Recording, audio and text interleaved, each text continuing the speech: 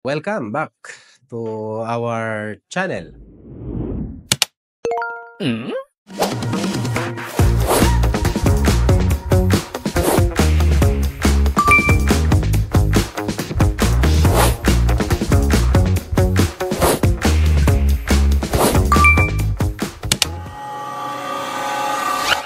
And this time, we will be discussing about this recent BIR tax advisory dated June 11, 2025. Okay, this is something to do with documentation of local suppliers for zero rating purposes with respect to their sales to export-oriented enterprises and to registered business enterprises. Okay, so according to this tax advisory, there has been a confusion or there has been an issue on this. Okay, so ang gagawin natin, we'll read this tax advisory and I'll share some views regarding this tax advisory for clarification or for additional information. Okay. So, tax advisory, June 11, 2025. So, sabi dito, it has come to the attention of the Bureau that some suppliers of export-oriented enterprises, EOEs, and registered business enterprises, RBEs, refuse or are adamant to acknowledge the value-added tax zero rating certification issued by Export Management Bureau of the Department of Trade and Industry for EOEs or export-oriented enterprises or the respective investment promotion agencies of the registered business enterprises, while some require confirmation or validation from this bureau. So in other words, the BIR has acknowledged the confusion, uh, perhaps the confusion, I would say. Because yung supplier, yung magbebenta kay export-oriented enterprise or kay magbebenta kay registered business enterprise, parang duda sila, doubtful sila dun sa export certification or VAT zero rating certification na ini-issue ng DTI, Export Management Bureau, at saka ng BIR. So, of course, hindi natin masisisi as suppliers because, di ba, the general rule is sales are generally subject to 12% VAT. If you deviate from that rule, you must ensure proper documentation. Otherwise, it is the seller who is duty bound to prove that indeed their sales are not 12% VAT. So if it is zero rated, they have to document that properly for them to avail of the zero rating. Pag hindi nila na properly document yon, then they will be at risk that BIR would impose 12% for failure to properly document zero rating. Or for the same thing, pag VAT exempt naman yon, they should have proper legal basis and or proper documentation to prove that indeed it is VAT exempt transaction. So in this case, pag binigyan sila ng certification ng export-oriented enterprise, may duda sila. Sabi baka hindi ito. Minsan naghahanap pa ng BIR ruling about zero rating.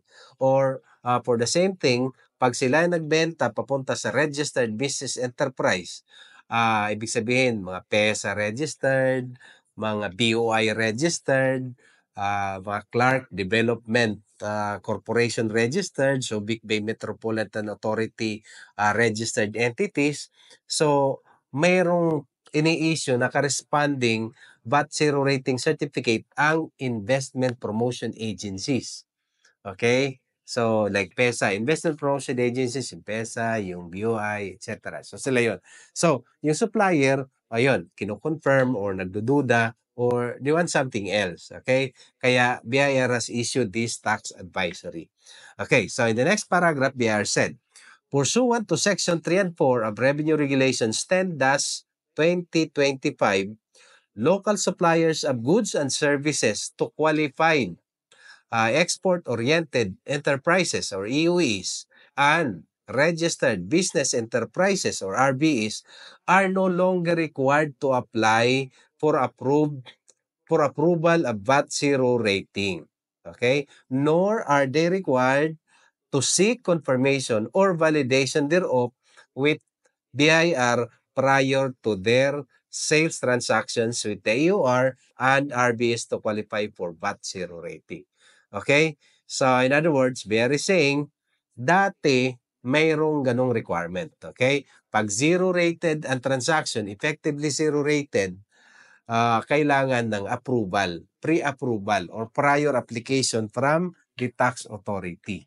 Okay, so it happened dati pa, that was 2017. Then there was this revenue memorandum, revenue regulations for das 2017, tinanggal yun. Okay? Until comes lately, I think that was create, ibinalik ulit. And the regulation used was dating back 2017. Okay? But then, later on, tinanggal ulit. And that is now included in RR 10-2025. So in other words, okay, ito malinaw. In other words, pag zero rated ang transaction, hindi kailangan ng prior BIR ruling or prior confirmation ni BIR for purposes of zero rating ng sales to export-oriented enterprise or sales to registered business enterprise. Okay, pero by the way, sige, baka ang kalituhan. Ano nga ba ang kaiba ng registered business enterprise at saka export-oriented enterprise? Okay, kasi if you remember during the train, 'di ba, the train. Before the train, may mga zero-rated transactions na sinabi doon, pag mangyari ang certain criteria, sila ay magiging subject sa 12% VAT. Okay? There was that Revenue Regulation 9-2018 or 19 na sinabi, that was issued in relation to the train. It was issued during CREA, but the provisions it was implementing was actually related to the train. Okay, sinabi doon, in-update niya ang listahan ng zero-rated. And nawala na yung mga dating zero-rated na sabi ng train magiging battable pag iyon ay pag nangyari ang certain criteria. Okay? So, yun ang history doon. And comes Create More, ibinalik ulit. Kasi there had been a lot of issues, a lot of clamor from the industry. Sabi ng industry, sinisingle out ang export industry. Malaki naman ang contribution dun sa economic development. So yun, narinig yun, umabot sa policymakers, sa ating mga lawmakers. And during Create More, ibinalik ulit sila, but enhanced. Okay? Hindi copy-paste from the previous, they made some enhancements. And they have made this clear, export-oriented enterprise. Okay? Ibig sabihin, ang negosyo na ito is exporting at least 70% of its output. Wala siyang separate registration. Iba ito kumpara sa registered business enterprise. Because when we say registered business enterprise, meron silang registration from an investment promotion agency.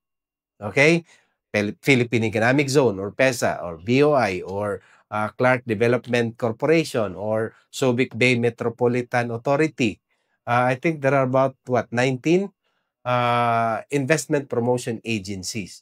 So registered sila sa isang investment promotion agency para masabi na sila ay registered business enterprise. And they have incentives for the purpose. And one of which is zero rating ng local purchases. Okay? So, yung criteria nila for qualification is the same thing, 70% export. Okay? So, they are export enterprise with respect to SEC registration.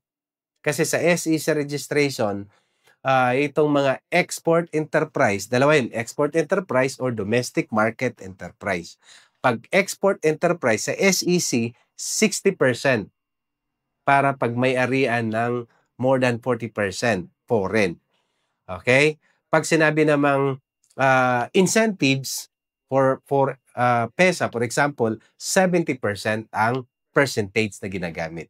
So, ibig sabihin, ang export-oriented enterprise exporting at least 70% pero wala sang ibang registration, but to prove yung kanyang pagiging export-oriented enterprise, kailangan sa kumuha ng certification sa DTI Export Management Bureau. Okay? On the other hand, yung registered business enterprise, at least 70% export, meron siyang registration sa Investment Promotion Agency and kailangan niyang kumuha ng certification from the Investment Promotion Agency about zero rating. Okay? So yun. So take note, EOE or RBE, hindi na kailangan ng prior ruling from the BIR for purposes of zero rating. Yung Export Management Bureau ng DTI na certification is enough for EOE for zero rating purposes. Okay? On the other hand, para sa mga PESA, mga RBEs, yung certification naman ni Investment Promotion Agency. Okay? Malinaw. Sige. On the other hand, next paragraph dito sa advisory, on the other hand, with regard to VAT exemption on importation, the above-mentioned certificate issued by DTI-EMB to EOE shall also serve as proof of entitlement. Okay? Thereof, while RB is the certificate of authority to import issued by the respective investment promotion agencies shall be presented to the Bureau of Customs. So, ito naman sa importation. Importation ng export-oriented enterprise at saka, importation ng export-oriented enterprise at saka importation ng registered business enterprise. So, for EOE, ang kailangan niyang dokumento to prove entitlement ng VAT exemption kung is this certification issued by DTI Export Management Bureau. On the other hand, pag registered business enterprise, yung Certificate of Authority to Import or CAI. Okay? So, ito rin is also parang FYI din ito kay Bureau of Customs to honor these particular documents in relation to VAT exemption on importation. Okay? So, the next paragraph, in view of the foregoing, all concerned suppliers, okay, mga local suppliers, yung mga local businesses na nagbebenta kay export-oriented enterprise or mga local businesses na nagbebenta kay registered business enterprises are hereby reminded to recognize and honor the VAT zero rating certifications issued by DTI, Export Management Bureau, and or the IPAs, Investment Promotion Agencies, in accordance with Republic Act Number 12066, Create More Act as implemented by Revenue Regulations Number 10-2025. Okay? And finally, sinasabi dito, suppliers seeking to verify authenticity of the certification may inquire with the DTI kung sino nag-issue, doon ka magbe-verify. Or visit official website of these agencies if the list of EOEs or RBEs with approved VAT zero rating is available. Okay? And take note, okay, on a final note, wala dito sa advisory na ito. Yung namumuong rule ngayon. Okay? So, while understandably, yung suppliers are very careful about documenting their zero rating, okay, itong mga buyers should also be conscious. Bakit?